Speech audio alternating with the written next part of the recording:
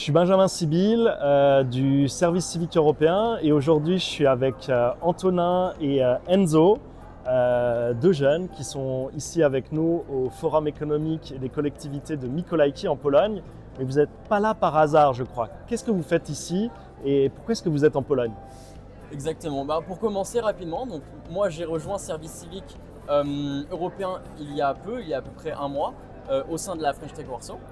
Et c'est avec cette opportunité de service civique que j'ai pu aujourd'hui donc vous rejoindre à ce stand du service civique européen à Mikołajki.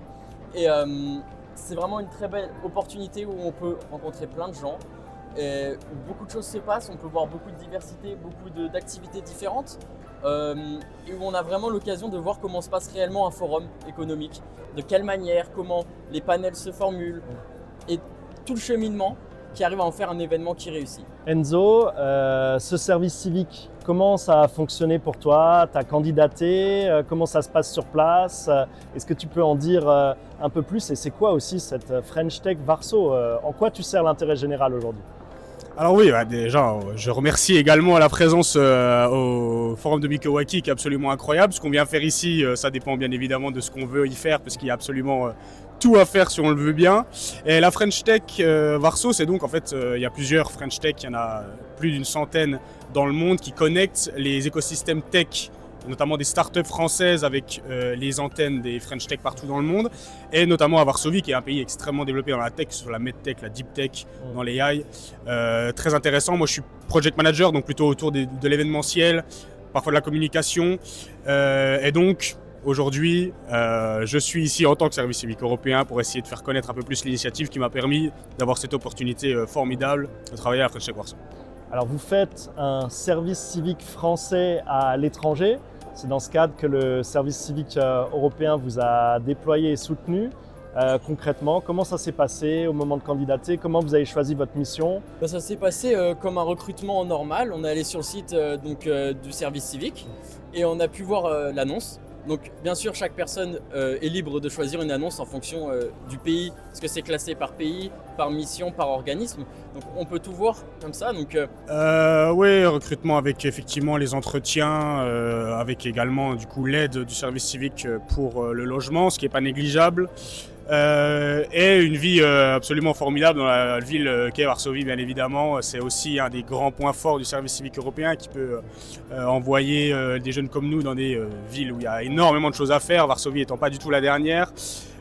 Très bonne vie, dynamique, ça reste une ville très étudiante avec des gens qui restent dans nos cercles d'âge, et aussi professionnellement avec beaucoup d'opportunités. Donc ça reste en fait ce tremplin service civique européen qui n'est pas une finalité en soi, qui aide beaucoup à formater son cerveau et à comprendre comment le monde professionnel fonctionne, et son propre cerveau aussi, mais également ce qu'on aime. Et par exemple dans un forum comme Mikołajki, on peut rencontrer des gens qui sont dans les secteurs qu'on préfère ou non et se connecter avec eux. Donc non seulement c'est une bonne opportunité, mais c'est aussi une très bonne aide pour ce qu'on veut continuer plus tard. Vous vivez une expérience européenne dans un autre pays.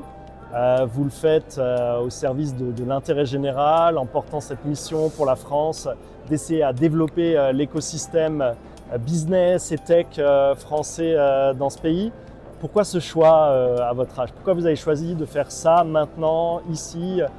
Quel est votre avis sur l'Europe nourrie de cette expérience? Alors voilà, il faut aussi savoir que le service civique européen, c'est une autre manière de redynamiser la citoyenneté européenne qui, pour ne pas qu'elle se vide de son âme, de faire participer les jeunes. Et la Pologne, qui est maintenant la 20e économie qui est entrée dans le G20 il n'y a pas longtemps, promet énormément de choses dans le système de la tech. Et en fait, effectivement, on peut développer l'écosystème français, ce qui est déjà très bien, mais on connaît également l'écosystème polonais et les alentours, que ce soit la Roumanie, les pays baltes. Donc on est au cœur en fait non seulement de la Pologne, mais aussi de l'Europe centrale et orientale. Ça démultiplie les opportunités, l'intérêt. Donc si on est curieux, on a tout ce qu'on a à trouver là-dedans. Alors Antonin, pour finir, donc, tu fais ce volontariat d'intérêt général soutenu par la France.